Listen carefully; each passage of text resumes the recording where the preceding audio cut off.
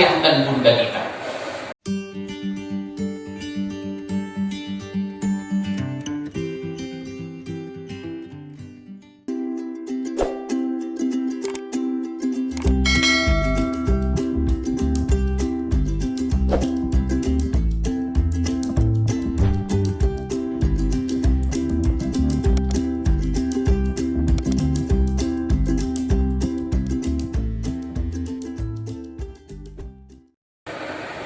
A'udzu billahi minasy syaithanir rajim. Bismillahirrahmanirrahim. Assalamualaikum warahmatullahi wabarakatuh. Belum malam ini ya, masih insyaallah sebentar lagi mau malam. Tetapi insyaallah dengan berbagai macam nikmat yang Allah telah berikan kepada kita, yang Allah pinta dan minta kepada kita hanya satu. Pandai-pandailah kita bersyukur, pandai-pandailah engkau bersyukur terhadap nikmat-nikmatku, kata Allah Subhanahu wa ta'ala. Banyak sekali nikmat yang Allah telah berikan kepada kita. Salah satu contohnya adalah dalam anggota tubuh kita. Allah kasih alis mata kepada kita, Bapak jamaah yang dimuliakan Allah Subhanahu wa ta'ala. Alis mata itu tidak akan pernah panjang seperti rambut. Tidak akan pernah kita potong alis mata itu seperti rambut. Sekali sebulan rambut kita potong. Tapi alis mata tidak pernah kita potong. Maka itu adalah salah satu nikmat yang Allah berikan kepada kita. Sekiranya alis mata kita panjang, bagaimana ceritanya nanti? Maka ini salah satu nikmat yang Allah berikan kepada kita yang harus kita syukuri. Kemudian apa lagi? Kedipan mata Allah berikan. Ternyata tak berapa lama mata kita berkedip. Coba kita praktekkan 1 jam tak usah berkedip. Tak bisa. Maka yang Allah ingin kepada kita jamaah yang dimuliakan Allah adalah pandai-pandailah kita bersyukur. Tetapi kata Allah dalam Al-Quran, wa qalilun min ibadiyas syakur. Hanya sedikit dari hamba-hambaku yang mampu untuk bersyukur terhadap nikmatku, kata Allah. Mudah-mudahan kita yang berhadir ini adalah orang-orang yang mampu, bisa bersyukur terhadap nikmat pemberian Allah. Ketika nikmat itu sedikit atau banyak. Salawat dan salam tentunya mari sama-sama kita sampaikan ke arwah Nabi kita besar Muhammad sallallahu alaihi wasallam dengan melafazkan Allahumma shalli ala sayyidina Muhammad wa ala ali sayyidina Muhammad, yang kita harapkan syafaat dan pertolongannya pada hari kiamat kelak. Ikan sepat, ikan mujair, tidak panjang seperti ikan lele. Ceramah ini saya sampaikan cepat, mudah-mudahan lebih baik daripada panjang bertele-tele. Bapak-bapak jamaah yang dimuliakan Allah Subhanahu wa ta'ala,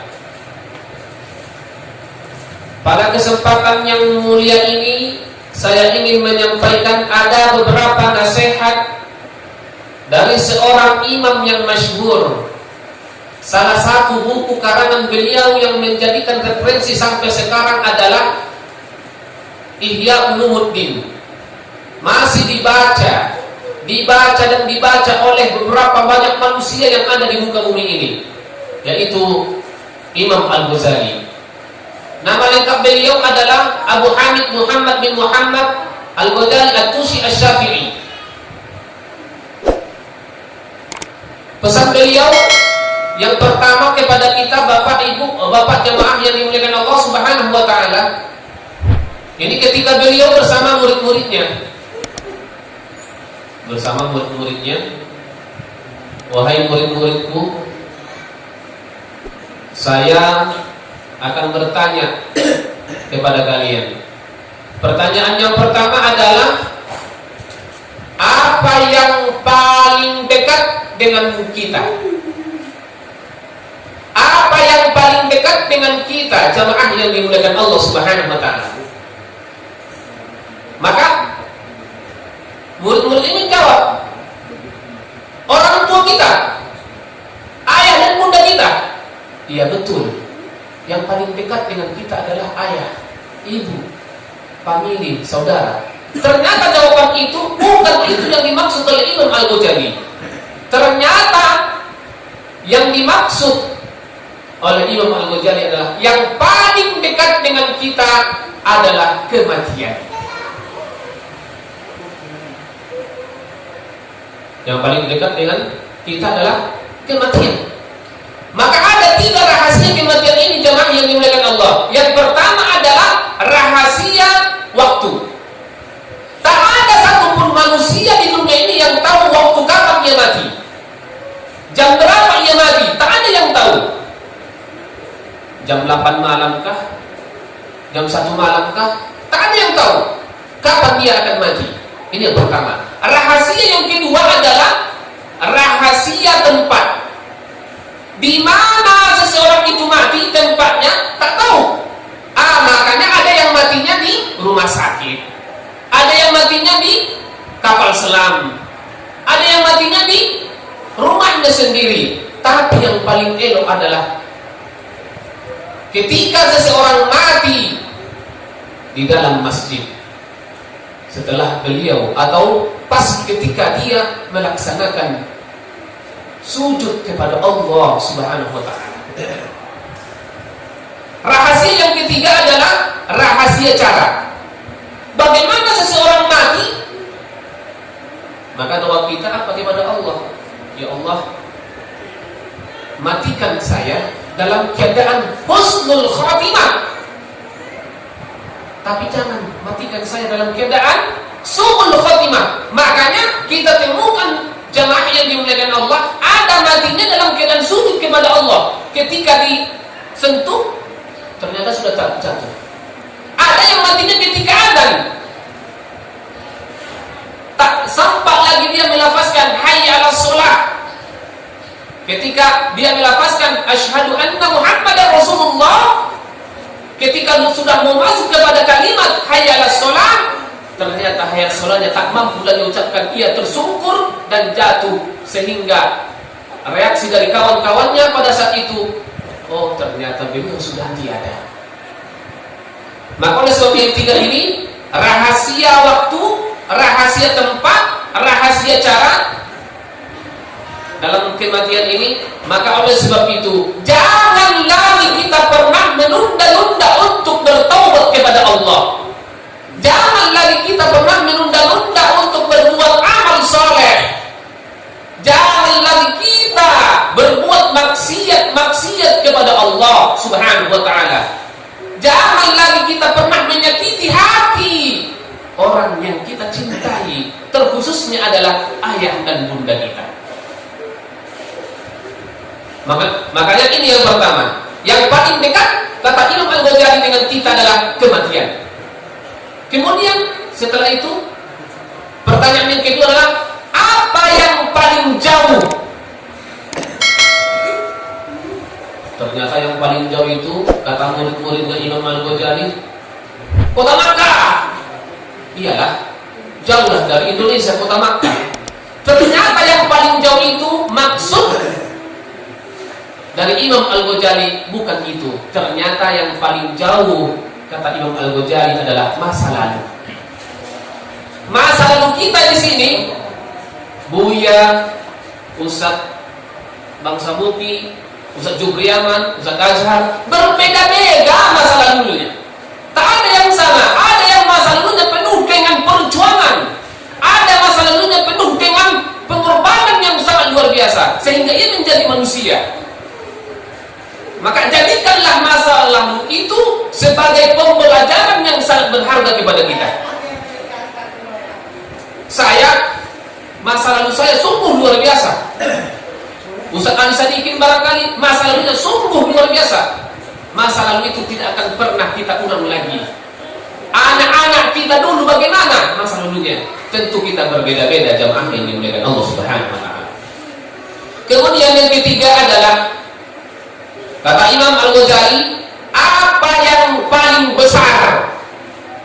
Ya, murid-murid Imam Al-Ghazali mengatakan gajah. Iyalah betul itu. Gajah yang besar itu. dibandingkan semut saja.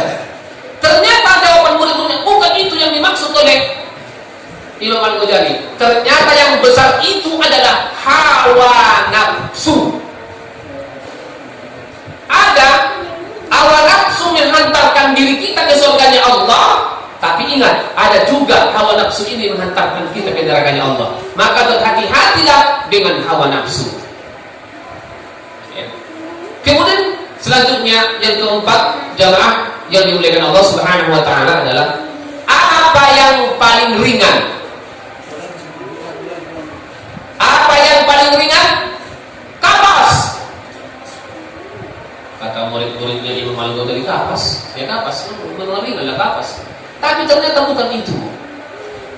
Maksud saya yang paling ringan itu adalah inilah yang terjadi kondisi umat sekarang adalah ini. Apa itu? Meninggalkan sholat.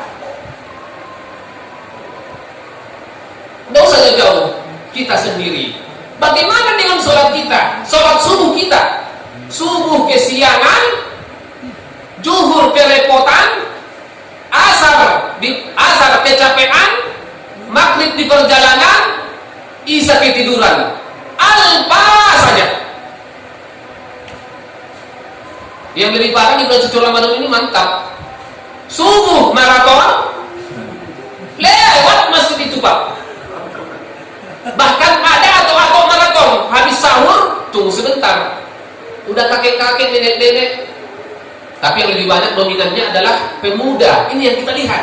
Pemuda sekarang ini, generasi umat Islam, lewat Masjid Al-Hidayah, Bulog.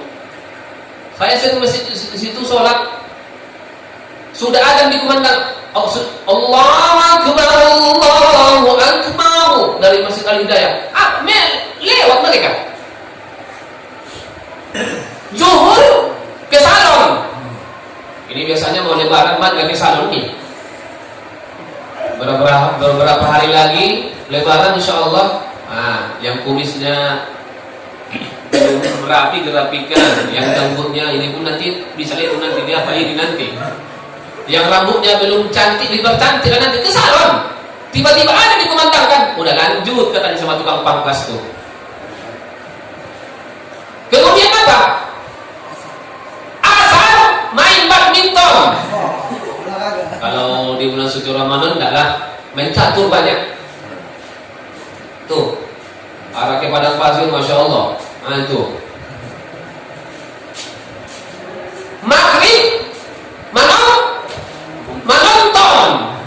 menonton sinetron. Luar biasa sekarang ini.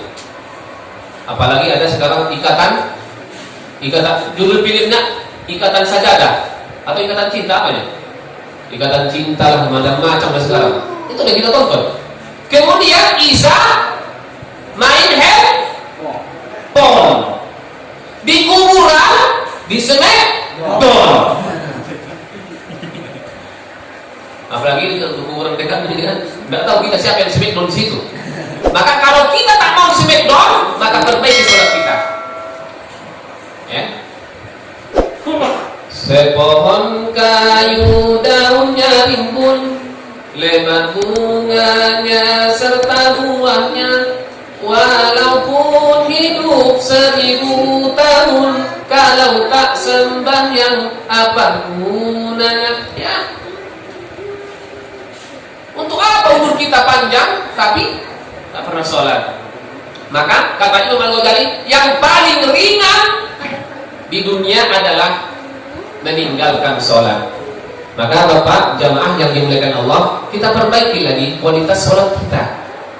Maka dalam surah Al-Muddathir pada ayat 42 dan 43 pada juz 29 Allah katakan, masalakakum fi saqar.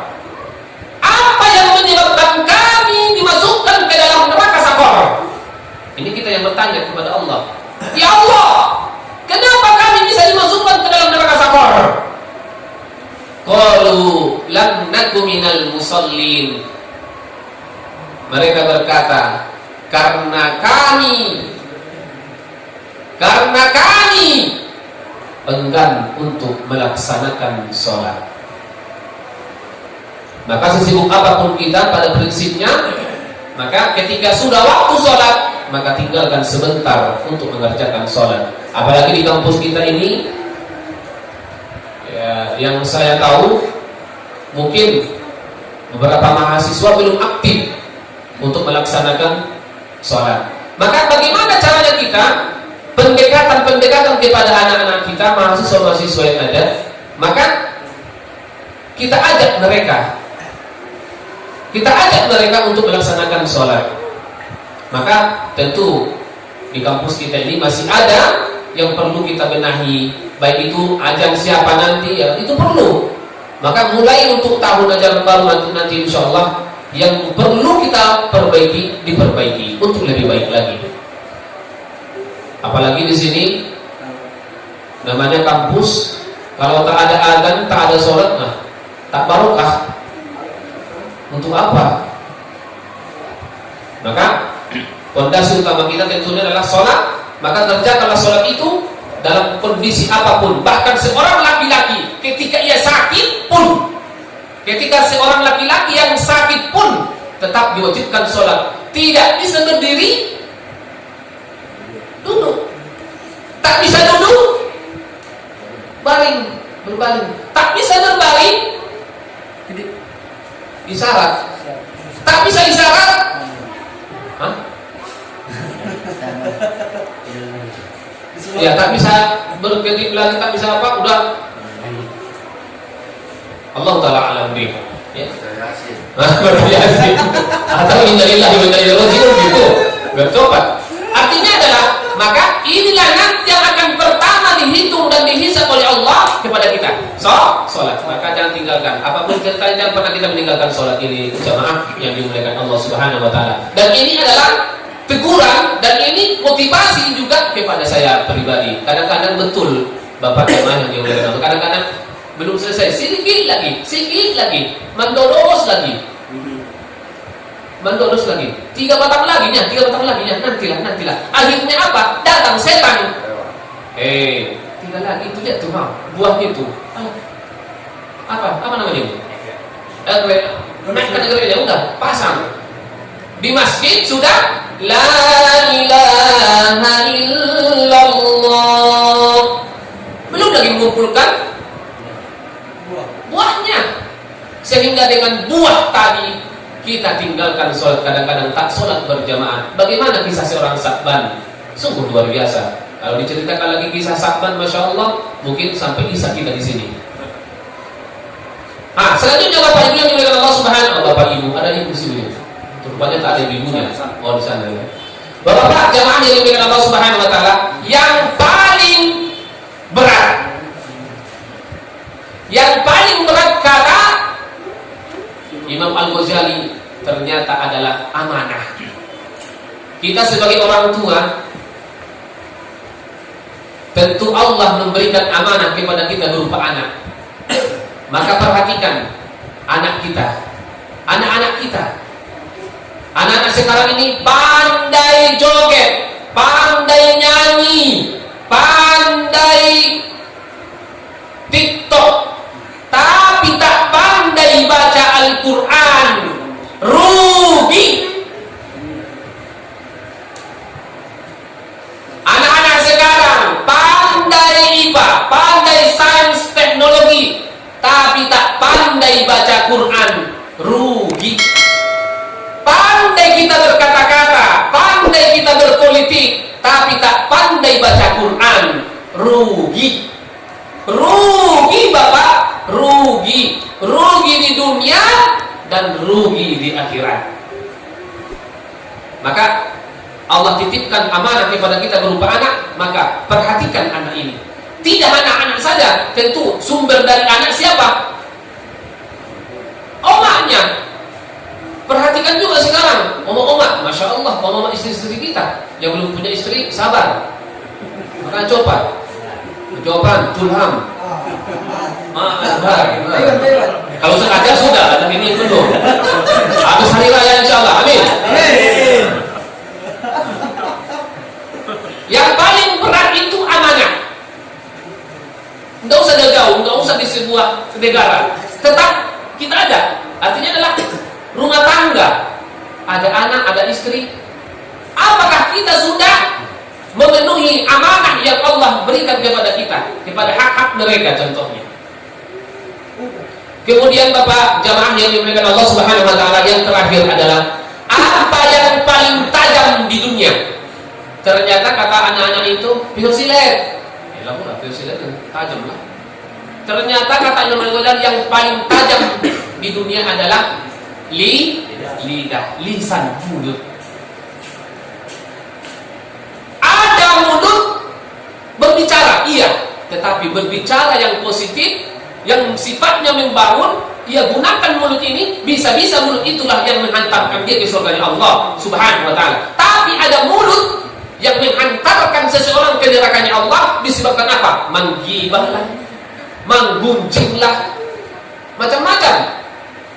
Tetapi kita sebagai seorang mukmin muslim yang bijak tentunya harus pandai-pandai menyikapi apa yang Allah berikan kepada kita. Apa itu? Lidah, mulut. Man kana yu'minu billahi wal yawmil akhir falyakul khairan aw liyasmut.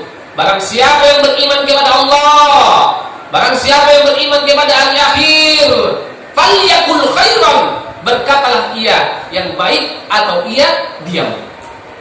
Tapi kalau kita diam saja, udah salah orang, diam awak, berarti tidak betul juga.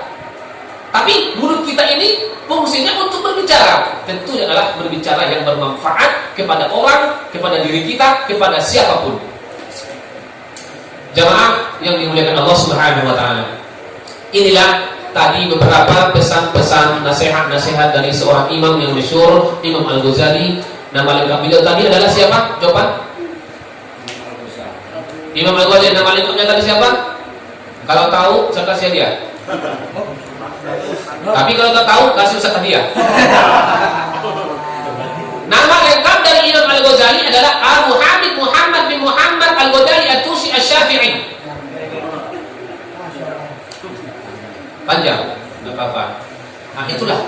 Kalau kita di Indonesia ini Muhammad Sabri, udah gitu aja. Tapi kalau orang Arab, itulah kelebihan mereka. Silsilah dari apanya tahu mereka. Kekurangan kita di Indonesia itu tadi Muhammad Sabri bin Maratahan Arahat bin, udah nggak tahu lagi saya, cuma satu ayat saya saja. Tapi kalau orang Arab, Abu Hamid Muhammad bin Muhammad Al-Ghazali At-Tusi Asy-Syafi'i, tahu itu lengkap dia. Tapi kita di Indonesia, inilah kekurangan kita, sehingga apa, berbedanya orang Arab dengan orang kita Indonesia banyak sekali silsilahnya mereka. Bahkan Nabi, bahkan ada seseorang itu sampai silsilahnya sampai ke Nabi Muhammad SAW. Itulah habaib yang ada. Mungkin ini saja Bapak jamaah yang dimuliakan Allah Subhanahu wa taala. Intinya adalah ini nasihat juga kepada saya. Mungkin barangkali masih banyak kekurangan-kekurangan, tentunya kita perbaiki, karena sifatnya kita adalah manusia biasa, manusia yang dhaif, tentu adalah perbaikan diri untuk lebih baik lagi. Mungkin saja kurang lebih saya minta maaf, kepada Allah saya minta ampun, karena yang paling berat saya rasakan sekarang ini, inilah Pak, inilah Buya, yang paling berat saya, karena sebentar-sebentar lihat jam, sebentar-sebentar lihat jam. Makanya yang paling berat manusia inilah, mulai bercerita awal, berteriak-teriak. Tapi itulah, mudah-mudahan itu adalah nasihat kepada saya dan kepada kita semuanya. Terkhususnya adalah kalau ada yang salah ya, mungkin bisalah nanti dievaluasi. Mungkin ada yang salah kata, salah sifat, salah sikap. Ya saya minta maaf kepada Buya, kepada rekan-rekan Abang Handa, ustaz-ustaz yang ada di sini, kemudian anak-anak peserta mahasiswa-mahasiswa. Mungkin kalau saya boleh berpesan, kita tentunya adalah lebih baik lagi ke depan lagi untuk tahun, kalau Allah masih pertemukan kita dengan Ramadan tahun depan, amin, 1443 Hijriah, lebih baik lagi kita mungkin insyaallah. Kalau boleh nanti kita tadarus, ini sistemnya bukan lagi sistem yang itu, mungkin ada di cokretnya tapi belum selesai, ada yang belum selesai karena udah kepepet waktunya, udah cokret gitu kan. Nah, tapi kalau saya pengennya itu boleh kita Ya tadarus di sini cuma 1 malam saja, tapi di situ kita bagi. Juz 1 saya, juz 2 Ustaz Jubriana, juz 3, tapi 1 malam di situ. Nanti besoknya baru kita khotamkan langsung. Bisa. Itu hanya evaluasi saja. Bagus. Nah, daripada kita, karena kesibukan di luar pun banyak, tapi yang terpenting ada kebersamaan di sini, ada kekompakan di sini. Saya pun masih banyak kekurangan, ya, tapi kekurangan itu tentulah pembelajaran terus diperbaiki dan diperbaiki. Mungkin saja. Wa akhiru kalam. Assalamualaikum warahmatullahi wabarakatuh.